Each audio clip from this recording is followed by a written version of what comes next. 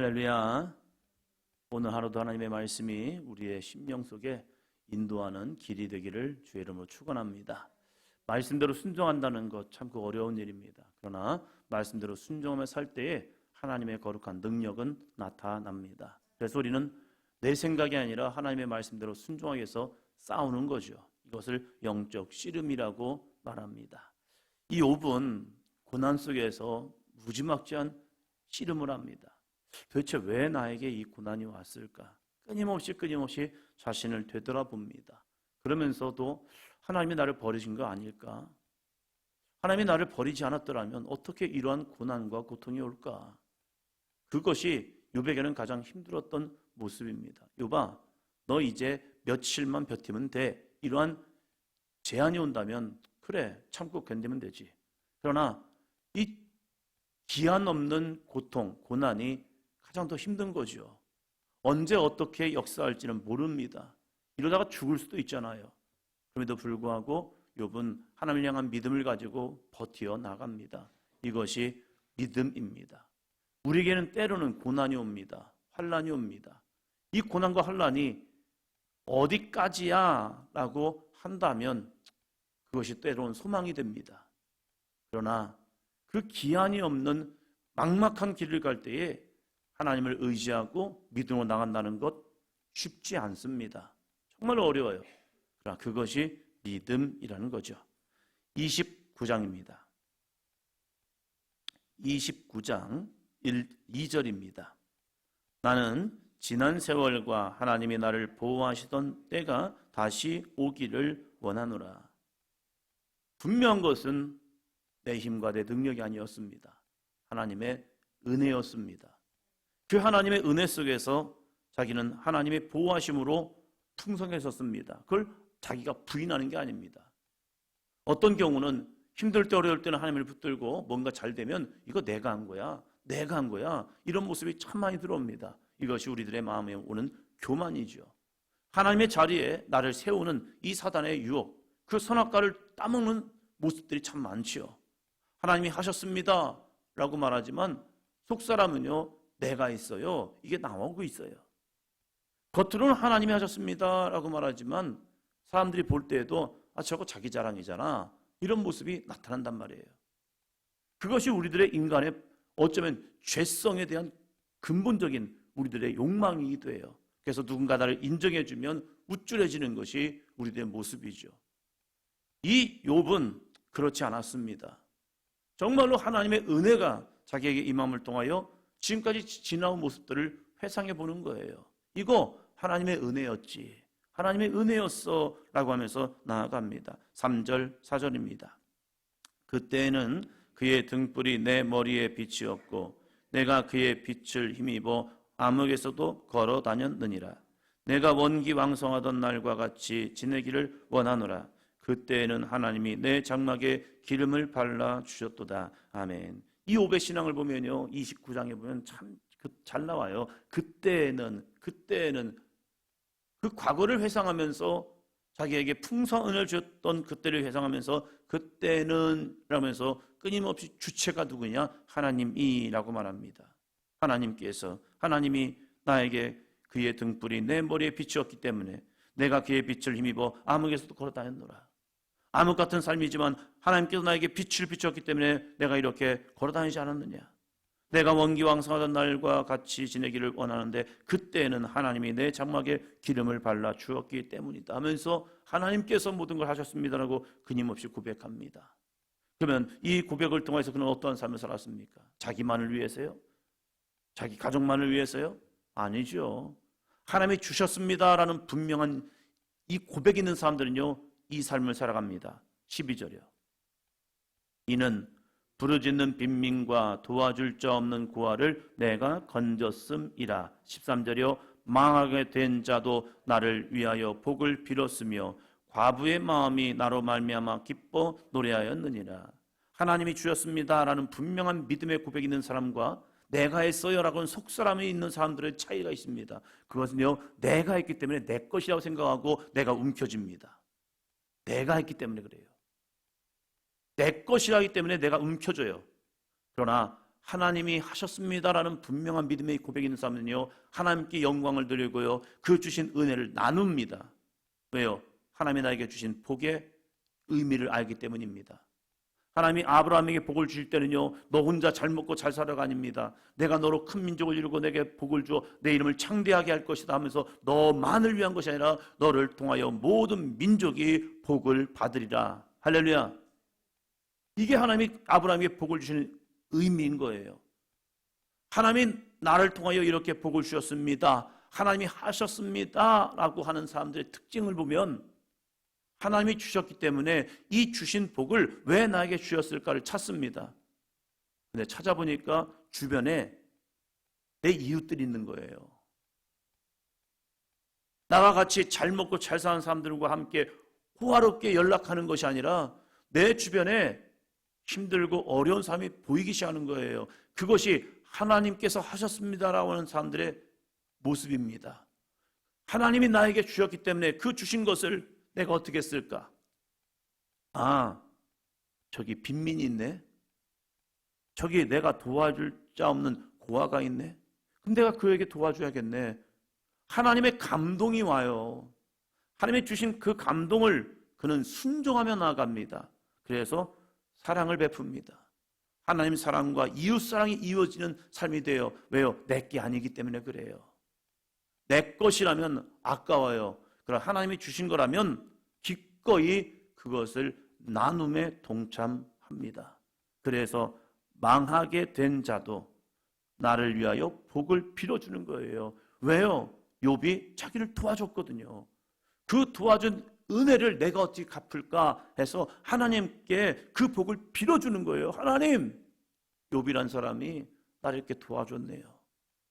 내가 정말로 힘들고 어려운데 욥이 나를 도와줬어요. 나는 갚을 게 없어요. 하나님, 저 사람을 좀 갚아주세요. 하나님, 저에게 복을 주세요. 할렐루야. 이게 나눔의 사람의 은혜인 겁니다. 나는 나누었지만 그들이 하나님께 기도함을 통하여 내 선행을 하나님이 보심을 통하여서 하나님이 더 귀한 은혜로 갚아주신다는 사실입니다. 이것이 하나님을 향한 믿음의 사람의 고백인 겁니다. 그럼 또 어떻게 합니까? 14절이요. 내가 의를 옷으로 삼아 입었으며 나의 정의는 겉옷과 모자 같았느니라. 아멘. 그는 불의해서 돈을 번 게 아니에요. 악한 자와 함께 꾀를 내어서 돈 번 게 아니에요. 그는 오만한 자리에 앉아서 돈을 번 게 아니에요. 이 욥은요, 정말로 거룩하게 살아갔습니다. 의롭게 살아갔습니다. 그래서 스스로 고백합니다. 내가 의를 옷으로 삼아 입었다라고 고백합니다. 정직하면 세상에서 실패할 것 같죠? 아니요, 하나님이 갚아 주십니다. 고기롭게 살아가면 목사님, 세상은요 속이고 속이는 곳이에요. 그렇지 않으면 내가 죽어요. 내가 그들의 게임에 빠져요. 아니요, 하나님이 보십니다. 하나님이 보고 계시다는 거예요. 우리가 하나님을 정말로 의지하고 하나님을 바라보고 나아간다면 하나님 앞에 거룩할 수밖에 없는 거예요.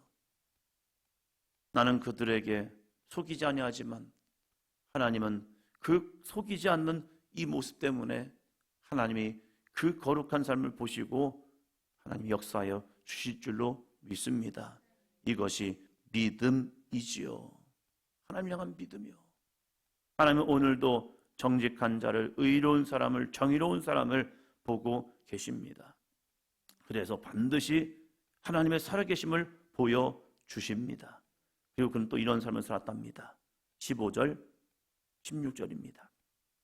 나는 맹인의 눈도 되고 다리 저는 사람의 발도 되고 빈궁한 자의 아버지도 되며 내가 모르는 사람의 송사를 돌보아 주었으며 내가 모르는 사람까지도 송사를 돌보아 주었다. 아니, 모르는 사람인데 굳이? 그런데 이 모르는 사람이 억울한 일을 당하니까 내가 그의 송사를 도와주었다. 대단한 사람이죠. 그러면 이렇게만 살았느냐? 아니에요. 악한 자에게는 이렇게 했답니다. 17절이요. 불의한 자의 턱뼈를 부수고 노획한 물건을 그 이새에서 빼내었느니라. 아멘. 불의한 자가 있다면 그 턱뼈를 부수었다. 대단한 좀 정의로운 사람이죠. 불의는 또 못 참아요. 힘들고 어려운 사람들에게는 끊임없는 사랑을 베푸는 사람이었죠. 또 31장에서는 이렇게 말합니다. 31장 볼까요? 31장 1절입니다. 내가 내 눈과 약속하였나니 어찌 처녀에게 주목하랴. 돈이 많으면, 재산이 많아지면 그때 남자에게는 명예욕이 생기고 그 다음에는 또 이성에 대한 눈이 또 떠진답니다. 이게 이 남자들의 이 죄악의 근성이죠. 그런데 욥은요 그만하지 않았습니다. 그리고 이 죄, 내가 내 눈과 약속하였나니 어찌 처녀에게 주목하랴. 이렇게 고백을 합니다. 9절 볼까요? 만일 내 마음이 여인에게 유혹되어 이웃의 문을 엿보아 문에서 숨어 기다렸다면, 왜 기다립니까? 여인을 유혹하려고, 여인을 돈으로 사려고.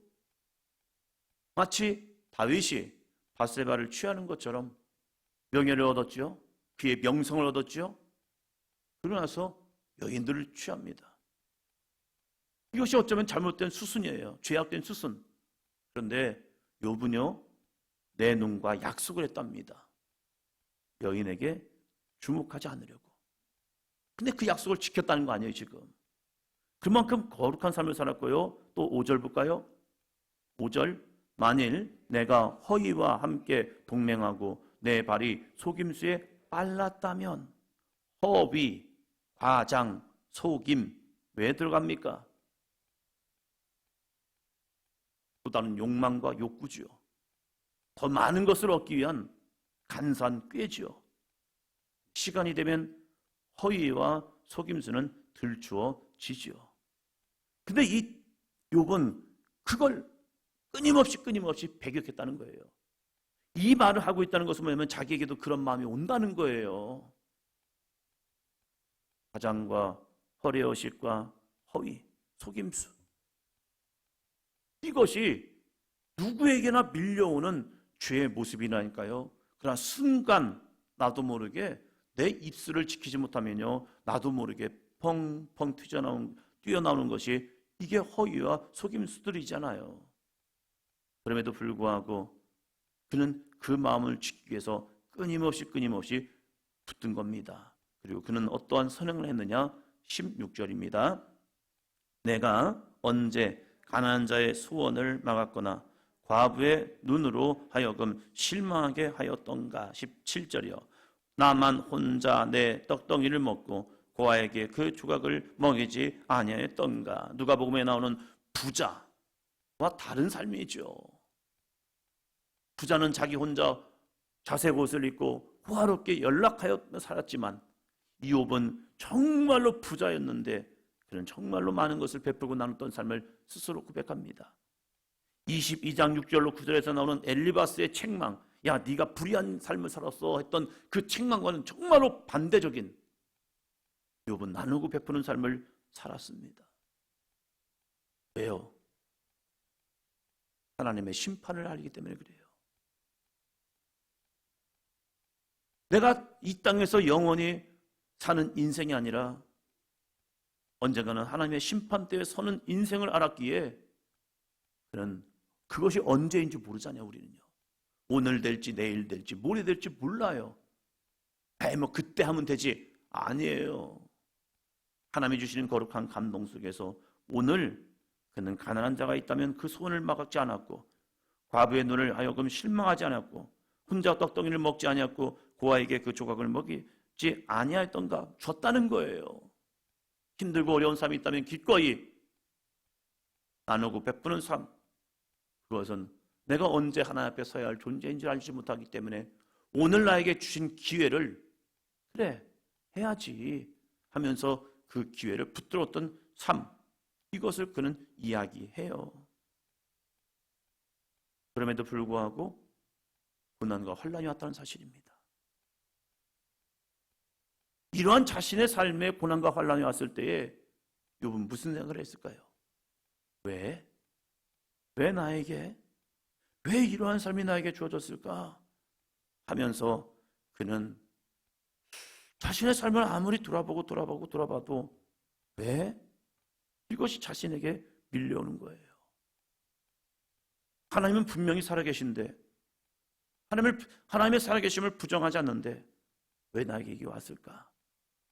그러니까 그가 고백하는 것은, 초점은 잘못되었지만 이 고백을 하는 거예요. 30장 11절입니다. 30장 11절. 이는 하나님이 내 활시위를 늘어지게 하시고,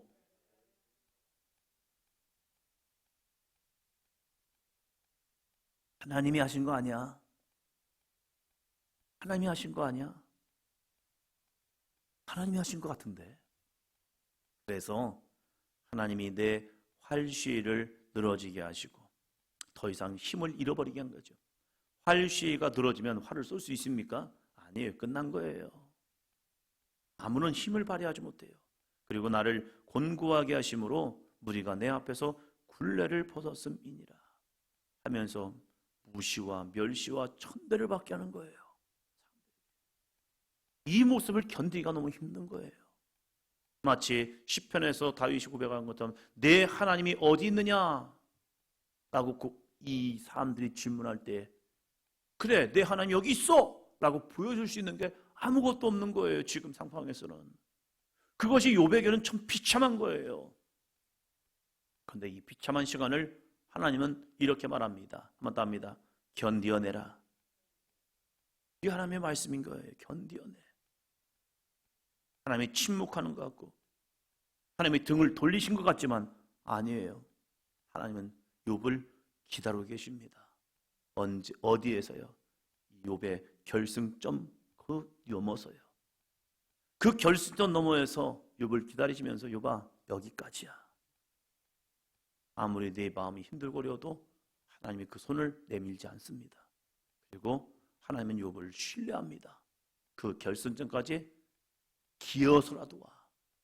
기어서라도 와. 그 하나님이 웃으면서 기다렸겠습니까? 아니에요. 욥의 쭉 상황을 보면 하나님도 어쩌면 우리와 같이 감정이 있다면 눈물을 흘리시면서 기다릴 거예요. 그리고 이 거룩한 발자취가 또 다른 믿음의 사람들의 거룩한 여정 속에서 이 욥을 바라보면서 맞아, 욥이 마지막 하나님을 만났지. 나도 그 하나님의 거룩한 만남을 향하여 달려가노라. 이것이 초대교회 성도들의 믿음이었지요. 기꺼이 자신을 죽음의 자리까지 내어놓고 예수님이 가신 십자가의 길을 함께 가는 아름다운 믿음의 사람들의 고백인 거죠. 죽음의 순간 속에 사람들은 말하죠. 네 하나님이 어디 있어? 라고 말하지만 아니, 하나님 계셔. 하나님이 계시기에 나는 기꺼이 너희들이 나에게 주는 그 죽음의 길로 나는 기꺼이 가노라. 이것이 예수님의 십자가의 길이었고 수많은 믿음의 사람들의 거룩한 길이었습니다. 오늘 어쩌면 우리에게 또 이러한 길이 이 욥과는 다른 모습으로 올 거예요. 그것이 내가 지기에는 너무 힘들고 어려운 길일 수도 있습니다. 그럼에도 불구하고 우리가 이 욥기를 다시 한번 기억하면서 되새기면서 하나님, 그래도 나는 욥보다는 낫네요. 이 믿음으로 나에게 맡겨진 이 시간을 주 예수 향한 십자가의 능력을 바라보고 나가는 삶이 되기를 주의 이름으로 축원합니다. 한 가지 믿으며 하나님은 오늘도 나를 보고 계신다. 그리고 마지막에는 주님이 반드시 나를 구원하여 주신다. 이 거룩한 믿음으로 죄와 타협하는 것이 아니라 이 욥의 고백처럼 의로 옷을 입고 정의를 가지고 하나님의 거룩한 뜻 가운데 나아가는 한나라의 삶이 되기를 주의 이름으로 축원합니다. 기도합니다.